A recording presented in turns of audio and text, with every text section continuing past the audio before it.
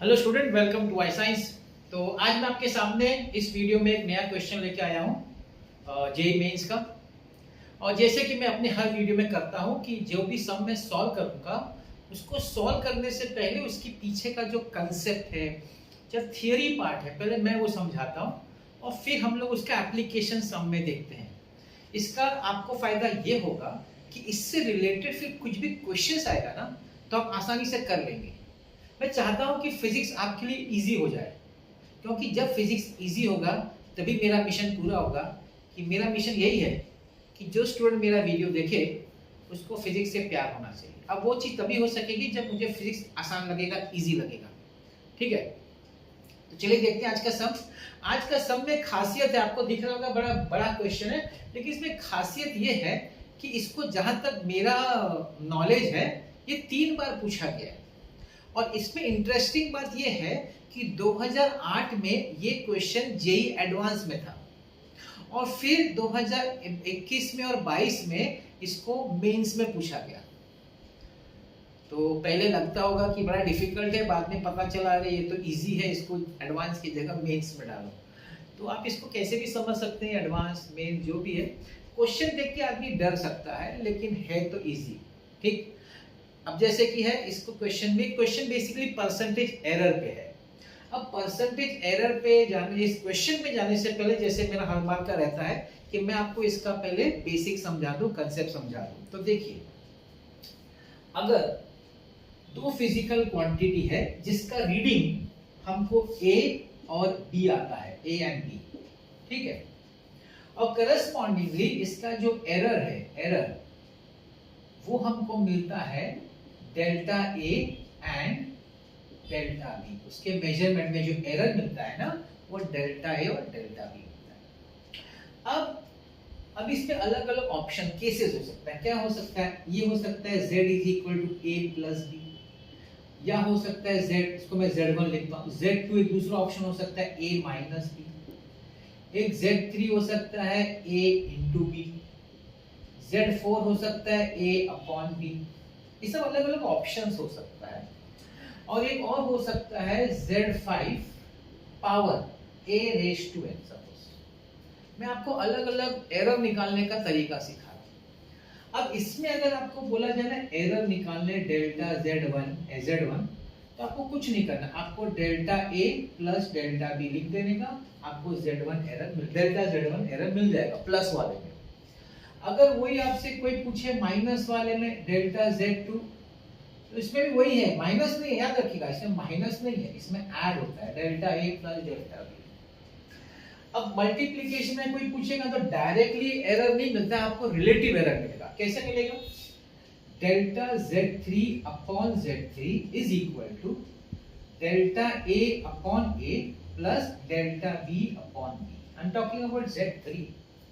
अगर हम z4 पे जाए जो डिवीजन है तो वहां का रिलेटिव एरर होता है delta z4 upon z4 is equal to delta a upon a plus delta b upon b। उसमें भी सेम है, जो मल्टीप्लिकेशन है वही एडिशन है। एंड द लास्ट वन, अगर आपके फिजिकल क्वांटिटी में कोई पावर होता है, पावर, तो delta z5 upon z5 is equal to, ये जो पावर है ना बाहर आ जाता है n times delta a upon a। ये देखिए मैंने सैंपल दिया, इसमें और सारे क्वांटिटीज भी हो सकते हैं मगर मैंने अलग अलग टाइप्स आपको इसमें बताया है। प्लस होगा, माइनस होगा, मल्टीप्लिकेशन होगा, डिवीजन होगा और पावर होगा। तो एरर कैसे निकाला जा सकता है? और इन सबको जब आप 100 सभी जो रिलेटिव है इसको 100 से मल्टीप्लाई करेंगे तो बन जाता है परसेंटेज एरर। ठीक, चलिए आ जाते हैं आज के क्वेश्चन पे। आज का क्वेश्चन मैं पढ़ता हूं आपके लिए। 3 स्टूडेंट है, देखिए S1 S2 S3 3 स्टूडेंट हैं। वो लोग एक एक्सपेरिमेंट परफॉर्म कर रहे हैं ग्रेविटी निकालने के लिए, एक्सेलरेशन ड्यू टू ग्रेविटी निकालना है उनको, ये उनका ऑब्जेक्टिव है। और यूज क्या कर रहे हैं? They are using a simple pendulum. एक सिंपल पेंडुलम यूज करके g का वैल्यू निकालना है। ये लोग अलग अलग तीनों अलग अलग पेंडुलम का लेंथ लेते हैं, लेकिन बाद में पता चलता है दो ने तो सेम लिया, एक ने अलग लिया है। They use different lengths of pendulum and record time for different number of oscillations। तो ये निकालता है n, इसमें ये 8 ऑसिलेशन एक्सपेरिमेंट परफॉर्म करके निकालता है। S2 जो है 4 ऑसिलेशन करता है, S3 4 ऑसिलेशन, उसके हिसाब से ये लोग सब रिकॉर्ड करते हैं अपने ऑब्जर्वेशंस। ये टेबल है। If E1, E2 and E3 are the percentage errors in G for the three students respectively, तो what is the minimum percentage error? कौन से स्टूडेंट ने सबसे मिनिमम परसेंटेज एरर निकाला? अब देखिए इसमें आप बोलेंगे सर ऑप्शंस, अब जो लेटेस्ट देखिए 2008 में जब एडवांस में था तो ऑप्शंस था, लेकिन अब जो लेटेस्ट है ना उसमें ऑप्शन नहीं था, उसमें डैश था। आप जानते हैं आज का नया पैटर्न जो है ना जेईई मेंस में, उसमें 5 क्वेश्चन ऐसे भी आते हैं जिसमें ऑप्शन नहीं रहता है, डायरेक्ट आपको आंसर लिखना पड़ता है। तो ये इंट्रोड्यूस इसलिए किया कि जो आजकल जनरली लोग तुक्का लगाते हैं ना, गैस वर्क, उसको जरा कम करने के हिसाब से ऐसे भी क्वेश्चंस अभी इंट्रोड्यूस आप जानते होंगे। चलिए देखते हैं। तो इसमें सबसे पहले हमको क्या मालूम होना चाहिए पता है? टाइम पीरियड का फॉर्मूला, क्योंकि सिंपल पेंडुलम है तो आपको टाइम पीरियड का फॉर्मूला मालूम होना चाहिए। तो आप जानते हैं कि भाई टाइम पीरियड का जो फॉर्मूला है t = 2 pi root of l upon g।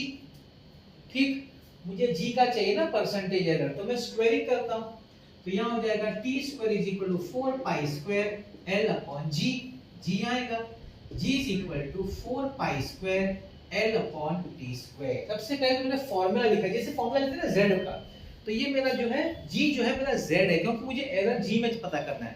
यहाँ पे जैसे मुझे z में पता करना था ना, तो वैसे यहाँ पे g में पता करना है।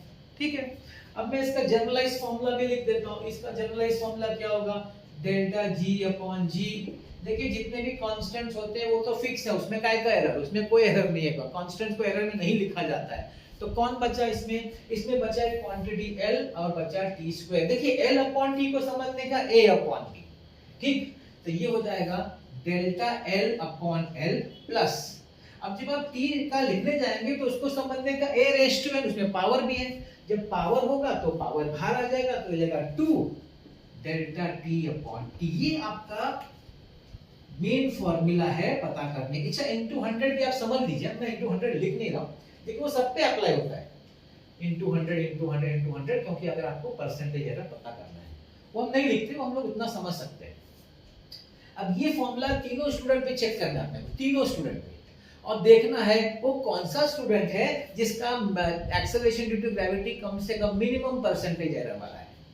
ठीक है, अच्छा इसमें और भी चीज डाल सकते हैं। देखिए टेबल के नीचे लिखा है लीस्ट काउंट ऑफ लेंथ, जो लेंथ का लीस्ट काउंट है 0.1 मीटर। अगर आप लीस्ट काउंट समझते होंगे, जो इंस्ट्रूमेंट आपने यूज किया है उसका कम से कम लेंथ है, लेंथ 0.1 मीटर है और टाइम जो है 0.1 सेकंड है। और आप जानते होंगे जो लीस्ट काउंट होता है ना, वही आपका एरर होता है, डेल्टा एल या डेल्टा टी। लीस्ट काउंट ही एक्चुअल एरर माना जाता है, आपने पढ़ा होगा ये तो फिजिक्स में, आप जानते होंगे एरर में।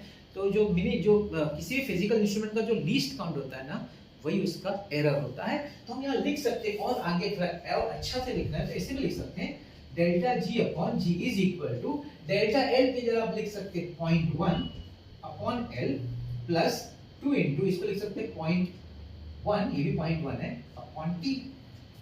ठीक है, इसको ऐसे भी लिखा जा सकता है। आगे बढ़ते हैं। अब देखिए, अब हम लोग हर एक स्टूडेंट की बात करेंगे, तो मैं बात करता हूं पहले S1 स्टूडेंट का। S1 स्टूडेंट के लिए अगर मुझे डेल्टा जी अपॉन जी करना है, उसका क्या हो जाएगा? 0.1 अपॉन, उसने लेंथ कितना लिया था? 64 प्लस 2 इंटू 0.1 अपॉन, अब यहाँ पे उसने जो टाइम पीरियड निकाला है वो कितने ऑसिलेशंस के लिए निकाला है? 8 ऑसिलेशंस। देखिए ये इंपॉर्टेंट है समझना, यहाँ पे उसने जो ऑसिलेशंस निकाला है, नंबर ऑफ ऑसिलेशंस 8 है टोटल टाइम पीरियड के लिए, टोटल टाइम पीरियड के लिए। तो हम लोग इसको लिख सकते हैं n into let's say time period for 1 second, 1 oscillation.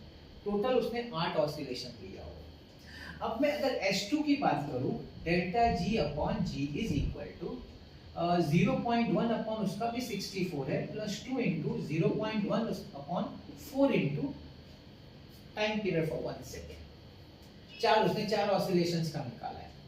S3 की बात करें, delta G upon G is equal to 0.1 upon उसका लेंथ 20 है plus 2 into 0.1 upon 4 into T naught. अब आपको क्या चाहिए? आपको चाहिए ये मिनिमम, क्वेश्चन है मिनिमम। अब ये मिनिमम कब होगा? जब ये दोनों टर्म मिनिमम होंगे इनों में से। अब फ्रैक्शन मिनिमम कब होता है? फ्रैक्शन मिनिमम तब होता है जब डिनोमिनेटर मैक्सिमम होता है। डिनोमिनेटर मैक्सिमम होना चाहिए अगर आपको फ्रैक्शन मिनिमम है। अब ध्यान से देखिए किसका डिनोमिनेटर बड़ा है। अब आप S1, S2, S3 में पहला फ्रैक्शन देखेंगे ना तो 64 बड़ा है, 64 बड़ा है, 20 छोटा है, निकाल डालो भाई इसको, गया। तो S3 तो चला गया। अब इन दोनों पे आ जाओ, इन दोनों को चेक करते हैं। इन दोनों का भी सेकंड टर्म देखो, इन दोनों के सेकंड टर्म में क्या देख रहे हैं? इन दोनों में देख रहे हैं कि भाई 8 बड़ा है, 4 छोटा है, 4 छोटा है तो भाई ये भी जाएगा, क्योंकि जिसका डिनोमिनेटर बड़ा होगा उसका फ्रैक्शन छोटा होगा, और जब उसका फ्रैक्शन छोटा होगा तो ये मेरा डेल्टा जी अपॉन जी जो है वो मिनिमम हो जाएगा, और जब वो मिनिमम हो जाएगा तो मेरा परसेंटेज एरर भी मिनिमम हो जाएगा। आया कि नहीं? तो कौन सा स्टूडेंट है जिसका मिनिमम परसेंटेज एरर आया है? वो स्टूडेंट है S1। तो यहाँ पे लिखना पड़ता है S1। ये MCQ नहीं है, ये फिल द ब्लैंक है। तो वहां आपको वो तो ऑनलाइन रहेगा, तो वहां आप डालेंगे तो अपने आप आ जाता है S1। तो आपको डालना पड़ेगा S1। वो कंप्यूटर वैसे रीड कर लेता है, वो प्रॉब्लम नहीं है। इस तरीके से आंसर। तो देखा कैसा इंटरेस्टिंग क्वेश्चन था, एडवांस वाला क्वेश्चन जो आगे चल के मेंस में डाला जा रहा है, ये समझते हुए कि इजी क्वेश्चन। तो आई होप आपको आज का क्वेश्चन इजी लगा होगा, सिंपल लगा होगा आज का सम। तो अगर आपको अच्छा लगा है, और अगर नहीं, जैसा भी आपको लगे, मैं चाहूंगा कि आप कमेंट में जरूर बताइए कैसा लगा, और अच्छा लगा तो डेफिनेटली फिर लाइक, शेयर और सब्सक्राइब करिएगा। और thank you so much for watching this.